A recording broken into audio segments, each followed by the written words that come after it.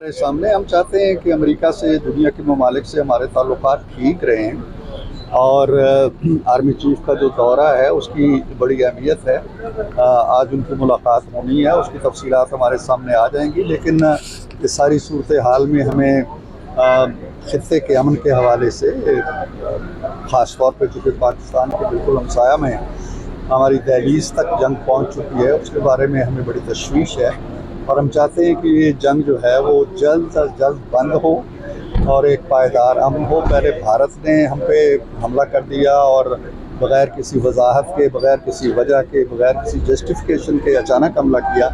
यही हरकत अब इसराइल ने दोहराई है। हमने तो उसका मुंह तोड़ जवाब दे दिया है।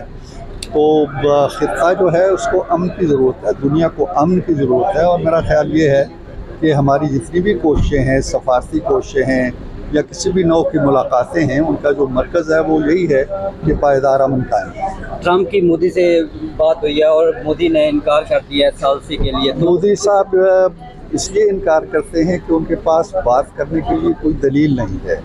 वो उनका सारा मौक़िफ़ झूठ पे मबनी है।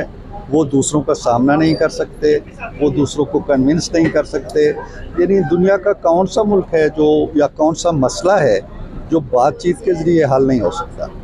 और अगर ये मसला जंग के ज़रिए हल नहीं हो रहा, अभी उन्होंने जंग करके देख ली, इससे पहले भी 3-4 जंगें करके देख ली, तो जंग से ये मसले हल नहीं होते हैं, बैठना पड़ता है। जंगें अगर लंबी लंबी जंगें हो जाएं, 10-10 साल, 30-30 साल, अफ़गानिस्तान की जंग जो है वो कम बेश 30 साल चली है, तो बिलाखिर बैठना पड़ता है। ये बात मोदी साहब को अगर मालूम नहीं है तो मालूम हो जाएगी इंशाल्लाह जल्दी। Thank you.